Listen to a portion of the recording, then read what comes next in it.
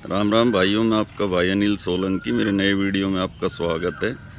आज का वीडियो बनाने का मेरा उद्देश्य है करनी सेना के राष्ट्रीय अध्यक्ष सूरजपाल अम्मू द्वारा जाटों और गुजरों के डीएनए के बारे में की गई अभद्र टिप्पणी। मैं अभद्र भाषा का इस्तेमाल नहीं करूंगा, सारी बात तथ्यों के साथ आपके सामने रखूंगा। उम्मीद है वीडियो आपको पसंद आएगा। पसंद आए तो अपने ग्रुप में शेयर करना।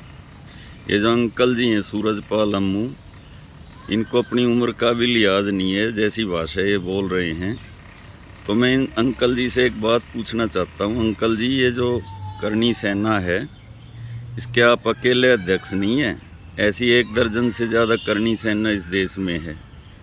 महिपाल मकराना जी भी करनी सेना के अध्यक्ष हैं, राज शेखावत भी करनी सेना के अध्यक्ष हैं, और जिनकी अभी हत्या हुई जयपुर में, सुखदेव सिंह गोगा मेडी, वो भी अपने को अध्यक्ष कहते थे। और लोकेंद्र सिंह कालवी का स्वर्गवास हो गया, वो भी अपने को अध्यक्ष कहते थे। तो ये आप सबकी दुकानें हैं, इन दुकानों में अपना सामान बेचो, लेकिन दूसरी जातियों को टारगेट मत करो। आप जाटों के बारे में, गुजरों के बारे में, कभी यादवों के बारे में, कभी दलितों के बारे में गलत सलत बोलते हो। एक बार इसकी वजह से इस उम्र में आपकी पिटाई भी हो चुकी है। एक मामूली स्कूल मास्टर पवन वर्मा ने आप ही के कस्बे जहाँ के आप रहने वाले हो, सोना के अंदर आपकी थप्पड़ और लात घूसों से पिटाई की थी। अगर मेरी बात झूठ हो तो उसका वीडियो यूट्यूब पे मौजूद है, कोई भी भाई देख सकता है। अब आते हैं असली बात पे। मैं पहले तो अंकल जी से पूछना चाहता हूँ, सूरजपाल अम्मू जी से, कि जो करनी सेना आपने बना रखी है, राजपूत समाज की भलाई का दावा आप करते हैं। इस दिल्ली शहर में जहाँ मैं रहता हूँ, बहुत सारे यूपी के, बिहार के, झारखंड, उड़ीसा के गरीब राजपूत झुग्गियों में रहते हैं, रिक्शा चलाते हैं, मजदूरी करते हैं। उनके बच्चे फीस न भर पाने की वजह से स्कूल भी नहीं जाते। उनकी भलाई के लिए आपने कोई काम किया आज तक, या सिर्फ दूसरी जातियों को गाली देना और अपने को महान बताने के अलावा कुछ और भी आपने किया हो तो बताओ। आपने कोई इंस्टीट्यूट, कोई कॉलेज महाराणा प्रताप के नाम से, पृथ्वीराज चौहान के नाम से अगर खोला हो तो आप मुझे बताओ, या किसी गरीब राजपूत जाति की बेटी की आपने शादी करवाई हो तो बताओ। मैं बताता हूँ, हमारे जाट समाज के लोगों ने, हमारे जो महापुरुष हैं, दीनबंधु सर छोटूराम और महाराजा सूरजमल के नाम से 2 इंजीनियरिंग कॉलेज दिल्ली में चला रखे हैं, एक जनकपुरी में, एक कंझावला में, जिसके अंदर गरीब बच्चों को निःशुल्क पढ़ाया जाता है। अब आ जाते हैं डीएनए की बात पे। तो डीएनए की बात ऐसी है अंकल सूरजपाल अम्मू, कि हमारा इतिहास जाटों और गुजरों का सबको पता है। हम कभी किसी के महापुरुष पे दावा नहीं करते। हमारे महाराजा सूरजमल को आप लोग राजपूत बताते हो, सबको पता है। भरतपुर के अंदर सिनसिनी गांव के वो रहने वाले थे, सिनसिनवार उनका गोत्र था। मगर आपको खुशी मिलती है उनको राजपूत बता के, तो आप बताओ, खूब बताओ।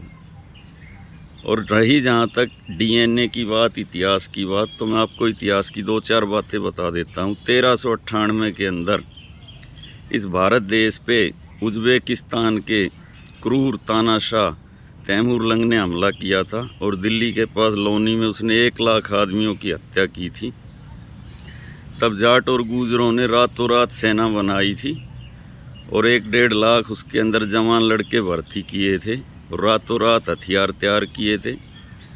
और उस सेना ने तैमूरलंग का मुकाबला किया था। उसके जो सेनापति थे, उनके नाम थे, दिल्ली के पास झज्जर ज़िले के बादली गांव के रहने वाला हरबीर सिंह गुलिया, जो जाट समाज से था, और उत्तर प्रदेश के सहारनपुर के रहने वाले जोगराज गुज्जर, और हरियाणा के हिसार के रहने वाले धूड़ा वाल्मीकि। ये 3 सेनापति नियुक्त किए गए थे।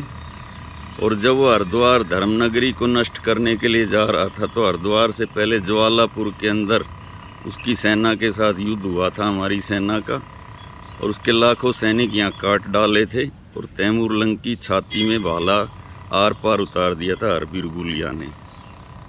जोगराज गुज्जर ने उसके हरावल दस्ते को ललकारा, और जब उसका हरावल दस्ता उसको छोड़ के जोगराज गुज्जर के पीछे भागा, तो हरवीर गोलिया ने उसकी छाती में आर पार भाला उतार दिया और फिर वो उज़्बेकिस्तान में जाके मरा। तो एक ये उदाहरण हो गया। दूसरी घटना है 1669 की, जब औरंगजेब ने हिंदुओं पे जजिया टैक्स लगाया और केशवनाथ मंदिर को तोड़ने का हुक्म जारी किया और मथुरा का फौजदार एक कट्टर सुन्नी मुसलमान अब्दुल नबी को नियुक्त किया। तो गोकुला जाट तिलपत गढ़ी के रहने वाले ने अपनी जाट और गुजरों की एक सेना तैयार की थी और उस सेना ने औरंगजेब की सेना को 50,000 की सेना को हराया था और उस अब्दुल नबी की हत्या करी थी गोकुला जाट ने। और सादाबाद की छावनी जो मथुरा में थी, वो छावनी के हथियार लूट लिए थे और छावनी में आग लगा दी थी। और ये लड़ाई मई से लेके जनवरी तक चली थी। जनवरी में गोकुला गिरफ्तार हुआ था और औरंगजेब ने उसको आगरा के अंदर फवारा चौक पे कटवाया था एक एक अंग, लेकिन उसने इस्लाम धर्म ग्रहण नहीं किया। और तीसरी बात मैं आपको बताता हूँ, यह 1638 की बात, जब ईरान के तानाशाह नादिर शाह ने भारत पे हमला किया। या मोहम्मद शाह रंगीला का शासन था दिल्ली में। मोहम्मद शाह रंगीला उससे हार गया। नादिर शाह ने यहाँ खूब लूटपाट की, दिल्ली शहर को लूटा, करोड़ों रुपए, यहाँ से 60-70 करोड़ रुपए लूट के वो ले गया, लाखों लोगों की हत्या की। जब वो ये लूटपाट करके जा रहा था तो बवाना से लेके सोनीपत और पानीपत तक जाटों ने उसके काफिले को लूटा था। और उसके बाद 1857 की जो क्रांति हुई, उस क्रांति में हमारे जाट राजा नाहर सिंह बल्लभगढ़ के और मेरठ के धन सिंह कोतवाल गुर्जर का इतिहास सबको पता है। नहीं पता तो गूगल पे सर्च कर लो। दोनों को फांसी की सज़ा हुई थी और जाट और गुजरों के हज़ारों गांव अंग्रेज़ों ने तोपों से उड़ा दिए थे। तो ये तो हुआ हमारा डीएनए और हमारा इतिहास। अब मैं आपसे 2-4 कड़वी बातें बोलूँगा, क्योंकि आप हमेशा जहर उगलते हो। तो जहर अगर आप उगलोगे, कड़वी बात कहोगे, तो कड़वी बात सुनने की आप में हिम्मत भी होनी चाहिए। दिल्ली के अंदर Akbar road, Babur road, Shahjahan road, Humayun road, सब मुग़लों के नाम पे रोड है। उन्हीं के बीच में एक जयसिंह रोड भी है। अब ये जयसिंह कौन थे?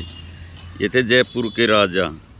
तो ये अपने नाम के आगे मिर्ज़ा राजा जयसिंह क्यों लगाते थे? आप डीएनए की बात करते हो ना, किसी जाट, किसी गुज्जर के बारे में आप बताओ जो अपने नाम के आगे मिर्ज़ा लगाता हो। नंबर 1 बात। नंबर 2 बात, एक फ़िल्म आई थी पद्मावत, उसके डायरेक्टर संजय लीला भंसाली को आप लोगों ने पीटा था। उससे पहले एक और फिल्म आई थी जोधा अकबर, और उसके डायरेक्टर का नाम है आशुतोष गोवरीकर। वो फिल्म कोई भी यूट्यूब पे अपलोड करके देख सकता है। उस फिल्म में जयपुर के राजा भारमल अपनी बेटी जोधाबाई एलियस हरकाबाई का रिश्ता लेके अकबर के महल में जाते हैं और अकबर अखाड़े में हाथी के साथ कुश्ती लड़ रहा होता है। ये सीन उस फिल्म में आज भी मौजूद है। आप उस फिल्म को बैन करवाइए, नहीं तो कम से कम उस सीन को उस फिल्म से हटवाइए। अच्छा, तीसरी बात मैं आपसे ये कहना चाहता हूँ कि आपका और गुजरों का झगड़ा क्या है। आपका 3 राजाओं पे झगड़ा है, एक परतियार मीरभोज, एक पृथ्वीराज चौहान और तीसरे अनंगपाल तोमर। उसकी वजह ये है कि आपके गुजरों के 100% गोत्र आपस में मेल खाते हैं। लेकिन एक सवाल मैं भी पूछूंगा और हर आदमी को सोचना चाहिए। पृथ्वीराज चौहान जी जो हुए वो दिल्ली के शासक थे और उनका किला बिल्कुल खंडर हो चुका है, महरौली के पास आज भी है, राय पिथौरा के नाम से। तो पृथ्वीराज चौहान की राजधानी अगर महरौली थी और राय पिथौरा उनका किला था, तो उस किले के आप चारों तरफ 50-50 कोस के अंदर जाटों और गुजरों के गांव में, राजपूतों का एक भी गांव वहाँ पे नहीं है।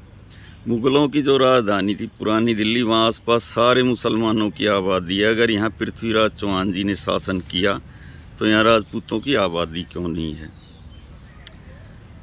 अब मैंने एक डिबेट देखी थी टीवी पे, समाजवादी के प्रवक्ता सुनील साजन के साथ आपकी बड़ी गर्मा गर्म बहस हुई थी। उस बहस के अंदर आपने ये दावा किया था कि हम राजा हैं, रजवाड़े हैं, हमने 565 रियासत इस देश को दान में दे दी। हालांकि वो 565 जो रियासतें थी उसमें जाटों की भी रियासतें थी, सिखों की भी थी, मराठों की भी थी, मुस्लिम नवाबों की भी थी और आपकी भी थी। वो दान में नहीं दी थी, वो सरदार पटेल ने जबरन ली थी ताकत के बल पे। मैं आपको एक बात कहना चाहता हूँ अंकल सूरजपाल अम्मू, हमें राजपूतों से कोई तकलीफ़ नहीं, कोई गिला नहीं, कोई शिकवा नहीं। आपका इतिहास है, दूसरों का भी इतिहास है, सबको एक दूसरे का सम्मान करना चाहिए। लेकिन आपके समाज के कुछ लोग हमेशा दूसरों को नीचा दिखाने की कोशिश करते हैं अपने को ऊंचा दिखाने के लिए। ये जो दिल्ली शहर बसा हुआ है, इसमें 365 गांव आज भी मौजूद हैं। उसमें शहरी गांव भी हैं और ऐसे भी गांव हैं जिनमें अभी खेतीबाड़ी होती है। उनकी सारी ज़मीन 365 गांव में से 220 गांव जाटों के हैं, 80 गांव गुजरों के हैं और 65 गांव अदर कास्ट के हैं। सब गांव की ज़मीन सरकार ने हमसे ली कौड़ियों के भाव और ये दिल्ली शहर बसाया। इसके अलावा NCR को आप देख लो, नोएडा और गुड़गांव, ये सारी ज़मीन जाटों और गुजरों की है तकरीबन। तो हम ये दावा नहीं करते कि ये जो मिनी भारत बसा दिल्ली और दिल्ली के आसपास, इसमें हमने सारी ज़मीन जाटों और गुजरों ने सरकार को दी, वो भी कौड़ियों के भाव। जब कभी इस देश का इतिहास लिखा जाएगा तो उसमें दर्ज होगा कि दिल्ली के आसपास, दिल्ली में और दिल्ली के आसपास जो ये मिनी भारत बसा, इसको बसाने वाले जाट और गुर्जर थे, क्योंकि ये ज़मीन के असली मालिक वो थे। इसी के साथ मैं आज का वीडियो समाप्त करने की इजाज़त चाहता हूँ। अगर मेरी कोई बात आपको बुरी लगी हो तो कमेंट बॉक्स में बताना, तथा ये जो राजपूत समाज के कुछ लोग, उनकी वजह से पूरे राजपूत समाज को अपना दुश्मन मत मानिए। अच्छे लोग भी हैं, लेकिन ये कुछ बदतमीज़ किस्म के लोग हैं, इनकी हिम्मत बहुत बढ़ी हुई है। उसकी वजह मैं किसी और वीडियो में बताऊंगा। सब भाइयों को मेरा नमस्कार, धन्यवाद भाइयों, आपका दिन शुभ हो।